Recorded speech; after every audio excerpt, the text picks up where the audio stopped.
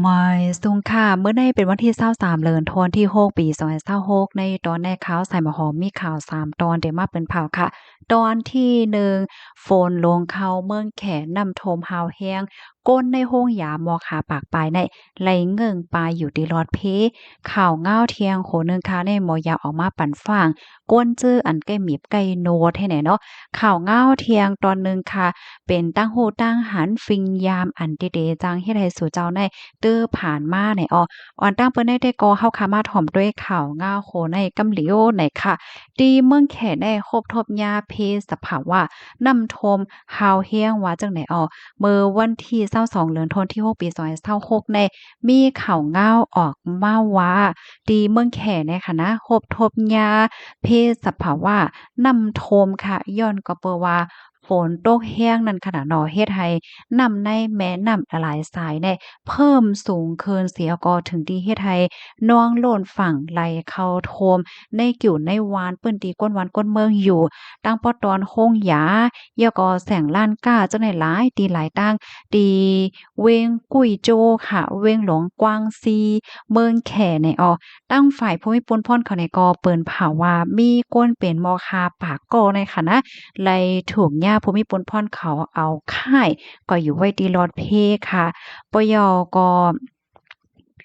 ไลสตีลองเหมือนจังว่าน้ำทมน้ำนองก้นเหตุการณ์เนี่ยเปิ้นก็มาก็มันมีลองตั้งหยาบย้อนว่าน้ำในมันทมแห้งน่ะเนาะตอนตาก้นตีอันรู้เสียงว่าก้นหมาเจ็บว่าสังว่าเฮ็ดจังไดแต่ก็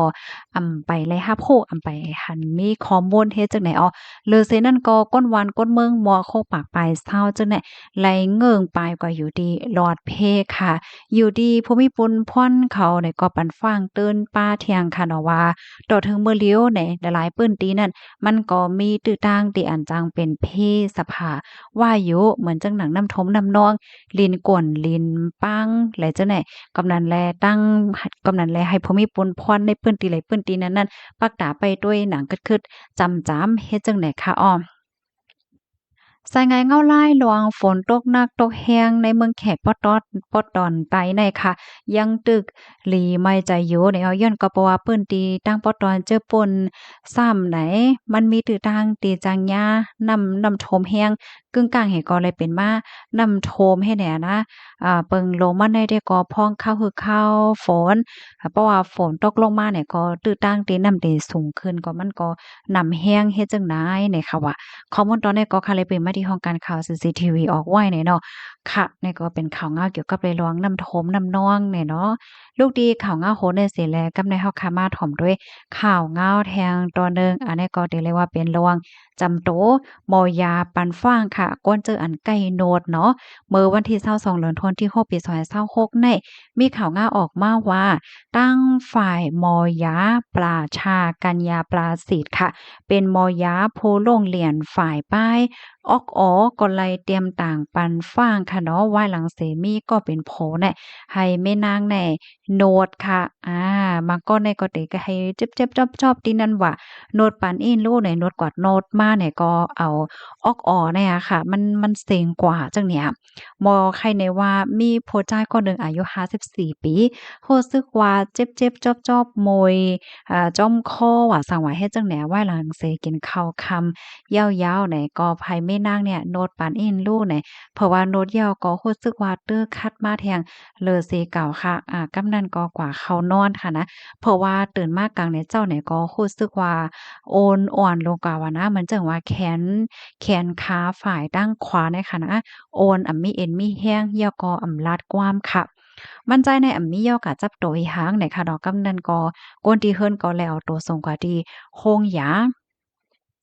ให้แนวทางฝ่ายมอยาเขาเนี่ยก็ลาดนี้ค่ะเนาะว่าย้อนกับประวันโนดว่าสังว่าเฮ็ดจักไหนสิมันตึกเคิกต่อเซ็นเลิศเซ็นอันตีเดในกว่าก้องจู้กว่าเล็งออกออว่าสังว่าจักไหนเฮ็ดให้นั่นน่ะเปิงเป็นอันในไหนทางฝ่ายมอยาเขาก็ลาดว่ามันเป็นย้อนบ่เซ็นเลิศตีข้อเนี่ยมันมีรองแตกกว่าจังเนี่ยมันก็เฮ็ดให้เลิศอันกว่ามันเปิ้นฮ้องว่ามันตันค่ะเนาะอันที่ มันติดไหลก่อนไหลมาจังเนี่ยมันจังไหลหลีหลีเฮ็ดเนี่ย เขาก็ลาดว่าให้เอาเป็นตอนสอนลองโนดมันก็ในจึกโนดค่ะนะเป็นอีหังก็โนดค่ะเนาะให้แม่โนดปานว่าให้ลูกให้ล่างให้หลานโนดปานว่าโน้ตเราก็รู้สึกว่ามันหลีเกี่ยวหลีม่วนเนี่ยมันก็ได้เจอค่ะเนาะให้เปิ้นโน้ตปันให้แหน่ค่ะบ่อยากเขาก็ปันฟังน่ะเนาะว่าเพราะว่าแต่แค่ให้คนที่เฮิ่นโน้ตปันในโหลได้ส่งกว่าเขียนเฮก่อนเพราะว่าฮู้จักเซนจักเอ็นเฮลาลีโน้ตลงกว่าได้ก็มันจังเป็นเพจึงในเหย้าในออกข้อมูลตอนนี้ก็เลยเป็นมาที่ห้องการข่าวสดออกไว้เนี่ยค่ะก็ฟังถึงปันพี่น้องเฮาเขาค่ะเนาะที่อันแลใจโน้ตเฮ็ดไหนค่ะนะกำในเฮาค่ะมาถ่อมด้วยต่างโหดต่างหันไหนค่ะ ฟิงยามอันที่ได้เฮ็ดให้สู่เจ้ากอดผ่านมาโดยดีโฮโตให้อ้อหลายๆก้อเลยค่ะนะอันไลกอดผ่านแน่ใจย้อนก็เพราะว่าหาเงินแขนก้วยกาว่าเป็นย้อนก็เพราะว่าคัดใจใจตื้อเพราะว่าจัดปานให้มันเหมือนก้นสะเทก้นมีเนี่ยอ้อข้อที่หนึ่งค่ะลวงแต่หน้าหอตอเฮิรนลวงเฮ็ดป้อยปางแขกอันว่านั่นไหนมังก็ได้อะโลเวเฮ็ดเตเฮ็ดว่าเฮ็ดใหญ่ เฮ็ดโหลงค่ะเนาะเปิดตาให้เปิ้นยองอ้ามเปิดตาให้เปิ้นมาถ่ายแคบหาวว่าซังว่าเฮ็ดจั่งใดอันเต้มันไหนตั้งหักก้น2ก่อในมันตับโหลไหลแข็งตับโหลไหลโชว์ค่ะเนาะตับโหลไหลโชว์ว่าคำผักกาหือเงินผักกาหือป้อยปังแขกสูนให้เสียเงินกาหือล่ะบางก้อบางกูเนี่ยเขาแข่งกันนะมันจังว่าโอ้สาววันน่ะนะเฮ็ดป้อยปังแขกกว่ากาเฮ็ดปังแขกเขาน้อยๆเสียงเว้นปาก2ปากว่า เที่ยงวันก็อะโลซิ่งเป็น3ปากว่า4ปากว่าเที่ยงวันก็อะโลซิ่งเป็น5ปากว่าเนี่ยมันเหมือนจังว่าแข่งกันแฮ่ไหนคะแข่งกันยอก็ตึ้นตั้งใจตั้งข้อเหี่ยวก็เฮ็ดโชว์ให้เปิ้นยองอ้ำว่าใครไลหน้าไลตาว่าซังว่าเฮ็ดจั่งใดอะเนาะก้อยกาว่าจ่องฮู้หือเนี่ยค่ะว่าอันเฮ็ดกว่าเนี่ยมันก็เสียเงินตั้งนำตั้งหลายแขกที่อันเปิ้นมาเข้าโคมเปิ้นก็มาถ่ายแคปหางเอาต่างโลกสื่อตรงก้น social media ป่นความหลายว่าเปิ้นก็ลืมเหย่อแสะ ก้วยกะว่าเจ้าหมาเจ้าสาวมังก็ในเลยกว่าโกนี่ยิ้มสินเปิ้นมาจัดในอะโลยไลหาเงินเหี่ยวก็ทรายนี้เต้นนี้ในกว่าเป็นข้าวตั้งหลายปีเนี่ยนั่นน่ะเนาะกำนั้นแลการแต่ตั้งภาวาจาดปานกูอันว่าได้เฮ็ดจ้อมหนังฟิงทุ่งมีนั่นมันก็เข้มเหย้าเนี่ยเนาะตาโหลเลยเสียเงินเสียงต้องเฮ็ดใหญ่เฮ็ดหลงอีสังหลงล้างเนี่ยกำในมาแทงตอนกาว่าเฮินว่าไหลเจ้าเนี่ยเนาะ มังก็ในคณะตั้งใจตั้งข้อกว่าซื้อโลดซื้อก้าอันคึกอันเขี้ยมเปิดตามาจ้วเนี่ยเปิ้นเฮ็ดเฮิรนลงอยู่ย้อยเปิดหาจ้วเนี่ยเปิ้นเฮ็ด1จั้นเฮาเฮ็ด2จั้นเปิ้นเฮ็ด2จั้นเฮาเฮ็ด3จั้นเฮ็ดจังได๋มันก็ในถึงขั้นที่กว่ากูนี่ยิ้มศีลเปิ้นมาเนี่ยค่ะเนาะมีก้าขี่มีเฮิรนอยู่ก้อยกะว่าเป็นหนี้เป็นสินมันก็เกี่ยวสังเนี่ยค่ะเนาะก้อยกะว่าสอนเจ้าหนังว่าเฮาค่ะมีเงินหมอกกันได้นึงเฮาก็กว่าซื้อก้าจ้อมหนังที่อันมันขี่ไล่เฮ็ดเฮิรนจ้อมหนังอัน ป้ออยู่ไล่โดยที่โลเป็นนี่เป็นควอดอีหังลงล้างเนี่ยมันก็เฮ็ดให้เราค่ะมีตั้งเกี่ยวค่ะเนาะเฮิรนก็มีอยู่ก้าก็มีขี้ดีก็เป็นไหนมันตือมีตังซื้อเหลือสิอันเฮาใครไลนาใครไลตาเหี่ยวก็เฮ็ดนี่เปิ้นจั่วนี่เปิ้นคุยกับว่าเป็นหนี้เป็นขอดมันก็ได้เป็นหนี้ถึงได้นอนบ่รับค่ะเนาะย้อนว่าพอถึงกินข้าวยามมาเปิ้นก็มาย้อนหนี้จังเนี่ยบ่มีปันก็สร้างทุกข์ก็เปิ้นเอากะตังออนไลน์ว่าซะว่าให้หน่อยเนาะ กับในมาแทงข้อที่3ค่ะมังก็ในนะป้อมีลูกมีล่างมาหย่อมใจหานังฮือเปิ้นซ้ำป้อเต็มทางเล็กนังฮือเปิ้นแต่ทางใหญ่ได้เอาลูกเจ้าเก่าเนี่ยเอากว่าเฮียนโรงเรียนอันกาใหญ่คันโลงกว่าเฮียนที่โรงเรียนปกติค่ะตรงวงบางอันเนี่ยค่ะนะถึงขั้นที่มีลองแข่งกันนะลูกสู่เฮียนที่ไรล่ะเพราะว่าลูกสู่เฮียนที่นั้นแน่ลีเฮียนที่นั้นลีเนี่ยมันมีลองแข่งกันป้าบางจื้อแน่นะนังคือเปิ้นเตทางใหญ่แน่ เอาลูกกว่าเฮียนที่ปกติกะเอกชนเสียเงินหนุง1เทอมน่ะมันเป็นกะเฮอแหน่เปิดตาเอาจ้านี่เปิ้นว่าจั่งว่าเฮ็ดจั่งใดน่ะเนาะเพราะว่าเฮ็ดจั่งใดแหน่มันก็เฮ็ดให้พ่อแม่บางคนได้หนักใจนะคะเนาะย้อนว่ากาโรงเรียนเพราะว่าเป็นโรงเรียนอันกาเนี่ยมันก็กาน่ะเฮ็ดให้น่ะเนาะวันหนึ่งเพราะว่าลูกเลยฮู้ว่าลูกแม่พ่อแม่ส่งเฮามาเรียนที่ใดๆก็กับพ่อแม่ได้ไหลทุกข์ไหล ว่วนน้ำเป็นหนี้เป็นขวัดในเขาก็เกี่ยวเหมือนกันเนี่ยค่ะกำนันแลอ่าเอาลูกกว่าเฮียนโรงเรียนตีไรก็หลายจำหลังที่อันเฮาค่ะป้องเป็นไรอันลำรองเหลือเสเปิ้นสุดแต่ลองโอนอกโอนใจในหน้าหอตอเฮิรนกุ้ยเนี่ยเนาะ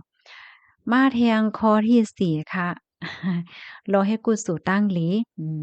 บางก้อในคณะกว่าหลู่อะโลยบ่เปิ้นหลู่1เฮงเฮาหลู่2เฮงเปิ้นหลู่2เฮงเฮาหลู่3เฮงเนี่ยแข่งกันค่ะอันเต้มันในการเฮ็ดกุสู่ตั้งหลีอันว่าได้เฮาโหลเฮ็ดโดยเจตนากุ้ยจะเลยว่าเอาเงินเป็นก้อนเป็นปึกลงขวาเปิดตาให้ไลนาไลตาหมางก็ในคณะกว่าหลู่เปิดตาไลนาไลตาวันเหลียวเฮแหน่เป็นหนี้เป็นขอดไลหาเงินทรายหนี้เป็นข้าวตั้งโหเลินโหปีมันเฮ็ดจั่งใดก็มีแหน่อ้อ การเฮ็ดกุศลตั้งหลีในเฮาโหลและเฮ็ดโดยเจตนาใจปิติยินหลีเฮ็ดเหี่ยวก็มีตั้งซื้อในค่ะเนาะจะได้ว่าเฮ็ดเหี่ยวก็เป็นทุกข์ทุกข์ยากเนี่ยค่ะข้อที่6อ่าข้อที่กะเหอเนี่ยมันก็เป็นข้อที่4เนาะก็จะเป็นข้อที่5เนาะข้อที่5เนี่ยซ้ำนาใหญ่เหมือนจังหนังมังก็ได้โหลกินอันลีๆอันกามันยอก็เล่งเปิ้น เลี้ยงอ้อยก็อ้อยเซกินเกี่ยวหลอกอกในเลี้ยงกว่าเลี้ยงมาการโน้มกะทั่งกินลูกโตเจ้าเก่าที่เฮิรนก็สมบ่มไข่มีเฮ็ดจังเนี่ยเนาะอันนี้ก็เพราะว่าเฮาคารถย่อมไหลเกาหลีน่ะนะเนาะเพราะว่าเฮาค่ะนาใหญ่เฮาเล็งก็นาเล็งใหญ่เล็งโลกว่ากินข้าวตั้งนอกหนึ่งปอกอเซ็งเป็นโฮมโฮโฮเฮงมันว่าหังว่าเฮ็ดจังใดแหน่มันก่อตั้งเงินเข้าเงินออกมันงามกันได้มันจังเตื้อคึกดอกในนาเฮิรนว่าสังว่าจังได๋ลายนั่นน่ะเนาะ กำในมาเทียงข้อที่7นะคะอย่าไปกว่าเนเกี่ยวจะตายยาวในบางป้อบางไรได้เพราะว่าเก็บเงินอยู่ป้อมีเงินเนี่ยก็ได้กว่านี้จะตากามเกี่ยวลีว่าจังนั้นจังไหนไหนเนาะอันเต็มมันได้มันอยู่ดีลองเฮ็ดตั้งสร้างเฮาก้อยเนี่ยค่ะกำในมาเทียงข้อหนึ่งค่ะไล่ใจซื้อเลยค่ะเนาะแทนที่เฮาค่ะได้เป็นคนที่อันไล่ใจซื้อหางอิหยังก็ซื้อมาเปิ้นตาอดเนเปิ้นจ้อเนเปิ้นนั่นไหน